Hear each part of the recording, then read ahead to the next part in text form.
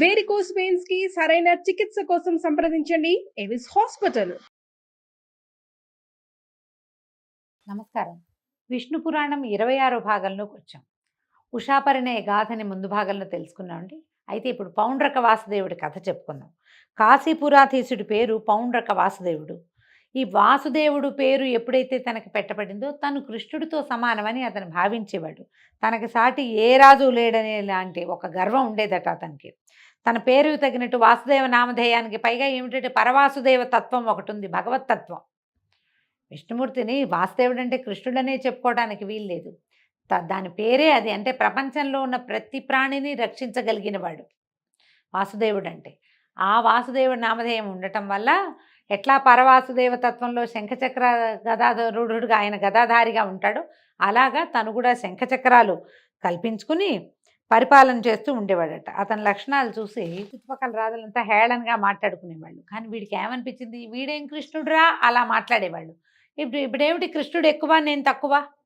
కృష్ణుడు కూడా నాలాగానే మానవ గర్భంలో జన్మించాడు కదా, అందుకని కృష్ణుడి మీద ఒక పగ కలిగింది. ఇప్పుడు ఇదండి, దీనికి ఒక ప్రత్యేకమైన విషయం చెప్పుకోవాలి మనం. కలి సమీపానికి వచ్చేసేసరికల్లా కలిపురుష లక్షణం ఏంటంటే భగవంతుని మీద పగే కలిపురుష లక్షణం. సర్వసమృద్ధి కలిగినటువంటి ప్రపంచాన్ని ఎవరు నిర్మించారో అతనిని ధిక్కరించటమే కలి యొక్క లక్షణం. ఈ కలికి ముందు భాగాల్లో ఉన్న వ్యక్తుల్లో కూడా ఇలాంటి లక్షణాలు కొన్ని కనపడ్డాయి. అయితే ఎక్కువ మంది లేరు. అలాంటి వాళ్ళు ప్రత్యేకంగా పేర్లతోటి చెప్పదగిన వాళ్ళు మాత్రమే ఉన్నారనమాట.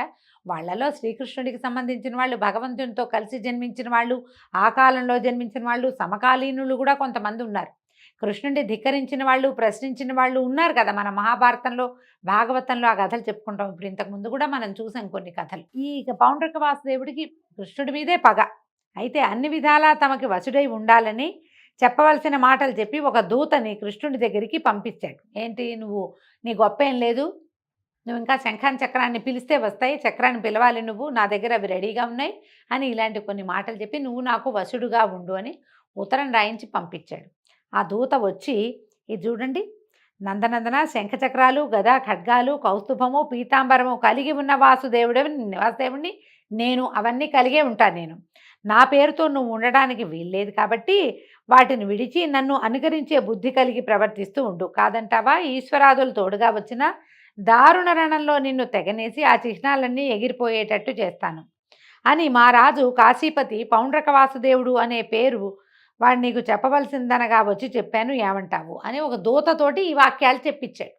పౌండ్రక వాసుదేవుడు అనే నేను, నాకు ఇవన్నీ ఉన్నాయి, ఇవన్నీ నావి, నువ్వు నన్ను అనుసరిస్తున్నావు, నువ్వు నన్ను అనుకరించద్దు, నన్ను మోకరి చేయొద్దు అన్నట్టుగా చెప్పాడు. చెప్పేసరికల్లా కృష్ణుడు ఏమన్నాడంటే, అలాగే ఏదో దారుణ రణం చేస్తామంటున్నారు కదా, అదేమిటో చేసి చూసి ప్రాణాలు విడవలసి వచ్చాననుకో, ఒకవేళ నేను దొరికిపోయాను అనుకో, నేను ఓడిపోయాను అనుకో, అప్పుడే ఈ చిహ్నాలు విడిచేస్తా, అప్పుడే నేను ఈ పసుపచ్చటి బట్ట కట్టుకోవటం మానేస్తాను, ఈ మకర కుండలాదులు అవి ధరించడం మానేస్తా, ఈ శంఖం చక్రం కూడా అప్పుడే విడిచిపెడతాను, కౌస్తుభమణిని కూడా నేను ధరించను, అప్పుడే మానేస్తా.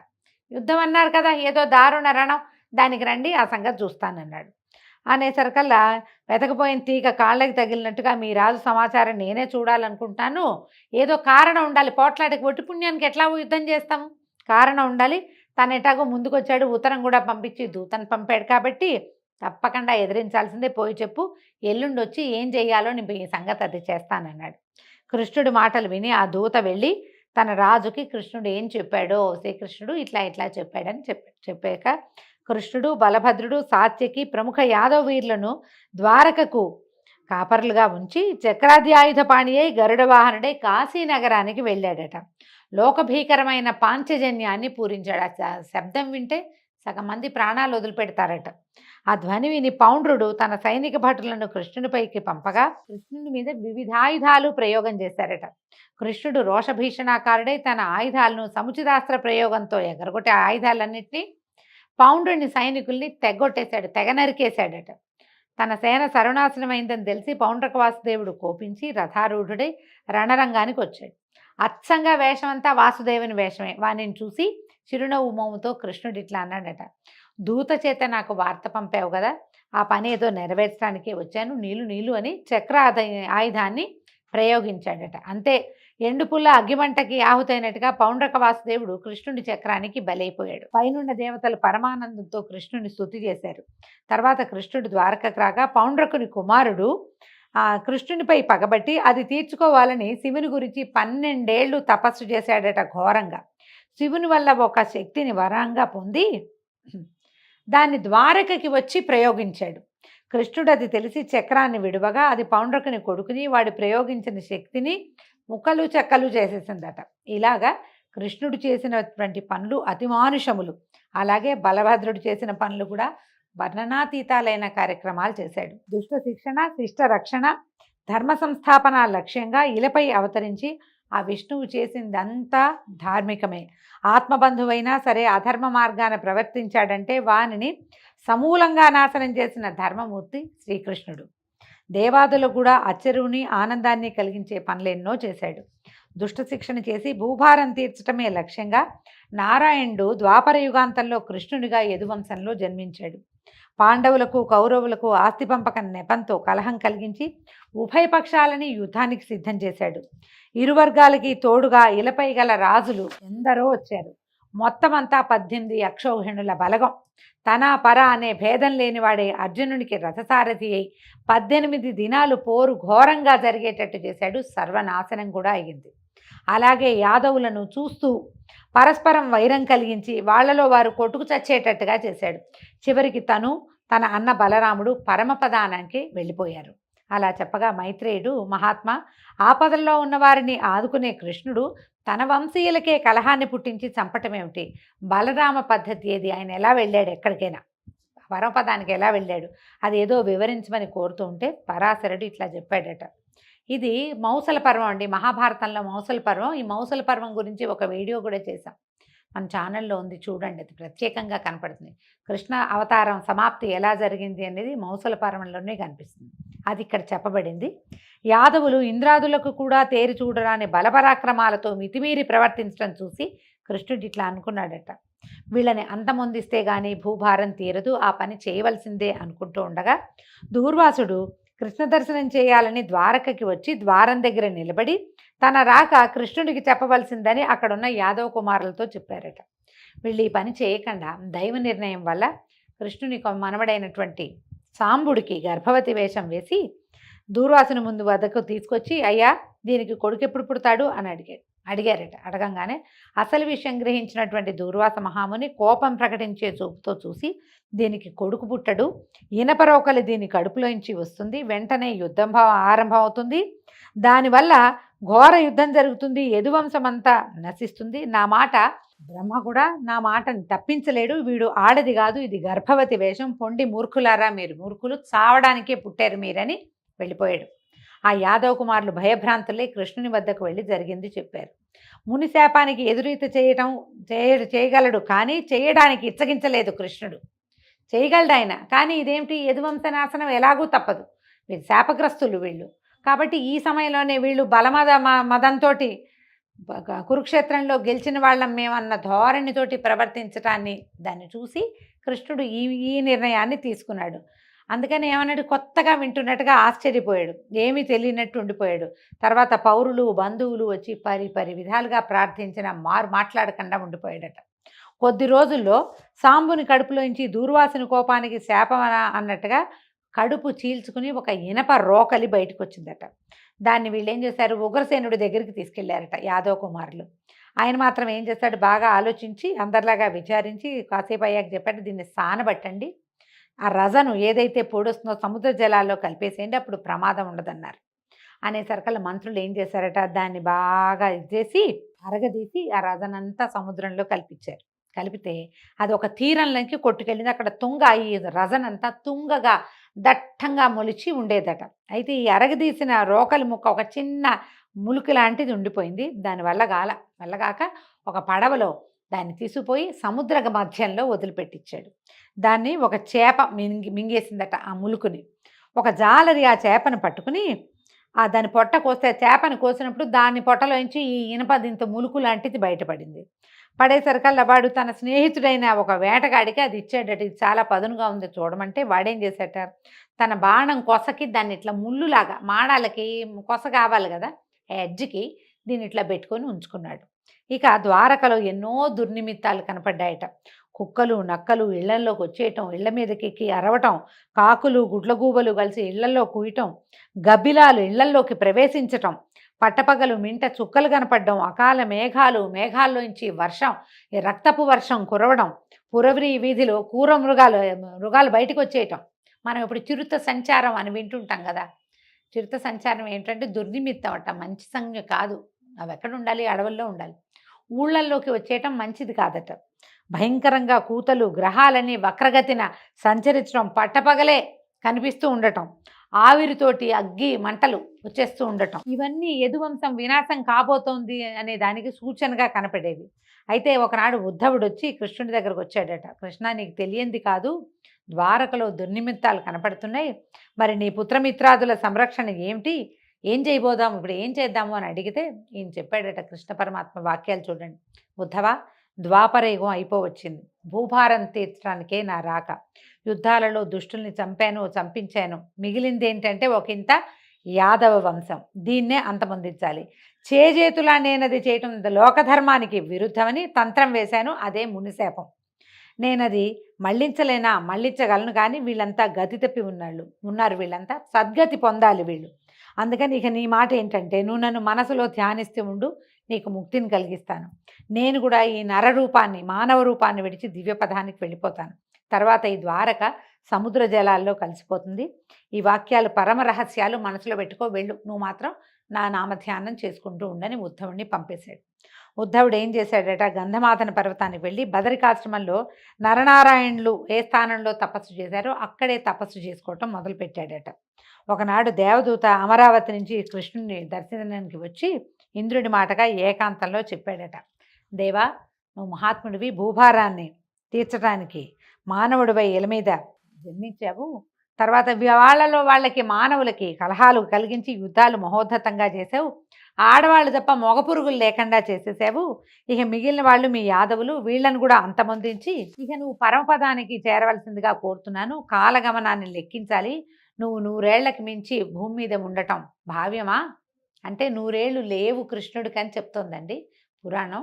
కొంచెము మన మహాభారతం లెక్కల ప్రకారం కాస్త అటు ఇటుగా లెక్క పెడితే ఒక 130 సంవత్సరాలు అలా ఉన్నట్టు కనిపిస్తుంది. మరి ఈయన 100 ఏళ్లకి మించి ఉండద్దు అని ఈ విష్ణు పురాణంలో చెప్పబడింది. ఇట్లా ఈ మాటలు వినిపించిన ఆ దూతను చూసి ఇంకా 7 రోజుల్లో యాదవ వంశనాశనం అవుతుంది, అది కాగానే పరమపదానికి చేరిపోతానని ఇంద్రుడికి చెప్పు అని దూతని పంపేశాడు. పంపేసి వాడిపోయి ఇంద్రుడికి తెలియజేశాడట. తర్వాత యాదవులు విష్ణుమాయా ప్రేరితులై ప్రభాస తీర్థంలో స్నానం చేసి మహోత్సవం పేరుతోటి మద్యం తాగి మత్తెక్కి మాటకి మాట మీరి బాహాబాహి కచాకచి ముష్టాముష్టి పోరాడటమే కాకుండా అస్త్రశస్త్ర ప్రయోగం చేసి దానితో చాలక కత్తులతో పోరాడుకుని అది సరిపోక సముద్రం ఒడ్డున ఉన్న తుంగ తీసి దాంతో బాదుకోవటమే కృష్ణ మాయ వల్లే ఇది జరిగిందట. ఒక్కొక్క తుంగ కర్ర దెబ్బ ఎంత దెబ్బ తగులుతండి, ఇంతంత బాణాలకి ఎదుర్కొని యుద్ధం చేయగలిగిన వాళ్ళకి మహాబలవంతులు యాదవులు, వాళ్ళకి ఏం అవ్వకూడదు. కానీ ఆ తుంగ ఎలా ఉందంటే వజ్రాఘాతంలాగా తగిలిందట ఒక్కొక్క దాని దెబ్బ. అందరూ ఒకళ్ళ తర్వాత ఒకళ్ళు మరణించారు. శంఖచక్ర గదా చార్గాలు కృష్ణునికి ప్రదక్షిణంగా తిరిగి వైకుంఠానికి వెళ్ళిపోయాయి. తర్వాత కృష్ణుడు అన్నతోటి రథం ఎక్కాడట. దారుకుడు అల్లనల్లన రథం నడిపించి సముద్ర తీరానికి చేర్చాడు. బలరాముడు ఒకించుకు అలసినట్లు అనిపించి ఓ చెట్టు కిందకి కూర్చున్నాడట. చెట్టు కింద కూర్చుని అలా అలసటగా ఉందని కళ్ళు మూసుకున్నాడు. అంతే, అంతలో ఆయన ముఖం నుంచి శేషుడు నిజస్వరూపంతో అవతరించి సముద్ర జలాల్లోకి ప్రవేశించాడు. సముద్రుడు సముచిత రీతిని ఉపచారం చేశాడు. వాసుకి మొదలైన నాగపతులు వచ్చి స్వాగతం పలికారు. శేషుడు వారందరినీ ఆదరంతో చూసి వారితో కలిసి అమరలోకానికి వెళ్ళిపోయాడు. అప్పుడు కృష్ణుడు దారుకుణ్ణి చూసి, దారుక, నువ్వు ఇక ద్వారకకి వెళ్ళు, నేను మరి నగర ప్రవేశం చెయ్యను, పైలోకానికి నేను వెళ్ళిపోతాను. నువ్వు వెళ్ళి ఉగ్రసేనుడు ఇంకా ఉన్నవాళ్ళు అక్కడ ఎవరుంటే వాళ్ళు వినేలాగా చెప్పమన్నాడు. ఉగ్రసేనుడు వృద్ధుడే, వసుదేవుడు వృద్ధుడే అండి, వాళ్ళంతా పెద్దవాళ్ళు అయిపోయారు, యువకులంతా చనిపోయారు. ఇప్పుడు ఉగ్రసేనుడు, స్త్రీలు, ఇంకా బాలురు కొంతమంది మిగిలారు, చిన్నపిల్లలు. వాళ్ళందరూ వినేలాగా యాదవులు కొట్టుకు చావటం, బలభద్రుడి నిష్క్రమణ, నా పరమపద ప్రాప్తి వివరించు, నువ్వు ద్వారకకి వెళ్ళి గనక ఈ విషయం అంతా చెప్తే అర్జునుడు వచ్చి మా స్త్రీలను తీసుకెళ్తాడు. అతను వెళ్ళగానే ద్వారక సముద్రంలో కలిసిపోతుంది. వజ్రధరునితో కలిసి యాదవులకు పరలోక క్రియలు నిర్వర్తించి అప్పుడు పరలోకానికి వెళ్తాడు. ఇక నీవు నాపై ఎంతో భక్తి కలిగిన వాడివి కాబట్టి నీకు పరమపదాన్ని ప్రసాదిస్తున్నాను అని చెప్పి దారుకుడు, ఈ దారుక పేరు ఈ మన మాయాబజార్ లాంటి సినిమాల్లో కనపడుతుందండి. ఆయన యొక్క రథసారథి. చివరి వార్త కృష్ణుడు లేడన్న వార్తని కూడా అర్జునుడికి తెలియచేసింది ఈ దారుకుడే. చివరి వార్త కూడా అతనే చెప్పాడు. ఈయన పునః పదే పదే ప్రణామాలు చేసి దండాలు పెట్టి ద్వారకకి వెళ్ళిపోయాడు. ఈయన ఏం చేశాడట, దారుకుడిని పంపించి కృష్ణుడు ఒక చెట్టు కింద యోగాసన పద్ధతిలో కూర్చున్నాడు. అలా కూర్చున్నాడు. ఒక కాలు మడిచి పొడుగ్గా పడుకున్నాడు. ఓ కాలు మడిచి రెండో మోకాలు మీద వేసుకున్నాడట. ఇలా కొన్ని గాథల్లో చెప్పడుతుంది. కాలు మీద కాలు వేసుకుని ఇట్లా పడుకున్నాడు అని, పాదాలు పొడుగ్గా చాపి ఓ పాదాన్ని రెండో పాదం నిలబడి ఉంటే కనుక వ్యత్యస్త పాద అరవిందుడుగా చెప్తారు కృష్ణ పరమాత్మని. ఆయన నిలబడి ఫ్లూటు అవి వాయించాలంటే రెండు కాళ్ళ మీద ఇట్లా నుంచోకుండా పాదం ఇలా వేసి నుంచుంటాడు. వ్యత్యస్త పాద అరవింద అన్న పాటలు కూడా ఉండేవి. అట్లా నిలబడి ఉన్నవాడు అలాగే పడుకున్నాడు, పాదం మీద పాదం వేసుకున్నాడట. వేసుకుంటే ఇంతలో జడుడు అనే మ్లేచ్చుడు అక్కడికి వేటకు వచ్చి కృష్ణుని పద్ధతిని చూసి ఆ పాదం ఉన్న దాన్ని ఆ దూరం నుంచి చూసేసరికల్లా ఎర్రటి పాదము, అవి దూరానికి అతనికి ఒక లేడి పొలకువలాగా అనిపించింది అనమాట. ఈ పాదాల్లో ఉన్న రేఖలు అవి దూరానికి అది చెట్ల మధ్య నుంచి ఒక లేడి తాలూకు కన్నుగా అలా కనపడేసరికి మృగమని భావించి భ్రాంతిపడి మీదగా బాణాన్ని ప్రయోగించాడు. ఈయన పడుకునున్నాడు కదా, నిద్రలో మనకు కూడా కొంత వయసు వచ్చాక వేళ్ళు అవి కదులుతాయండి. ఈయనకి బొటన వేలు కాస్త కదులుతోందట.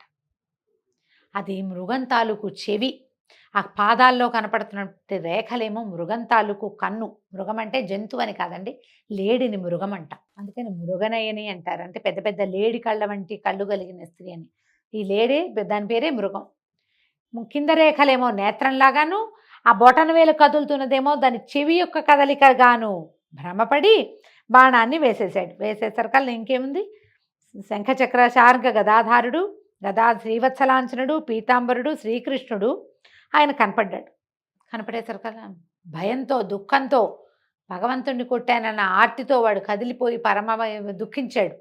దుఃఖించి ఏం చేశాడు, పాదాల దగ్గర పట్టుకున్నాడట. వంగి వంగి నమస్కరిస్తే వాడి భక్తికి ప్రసన్నుడై పరమపద నివాసాన్ని అనుగ్రహించాడట. వెంటనే దివ్యపురుషులు వచ్చి ఆ కిరాతుడిని తీసుకుపోయాడు.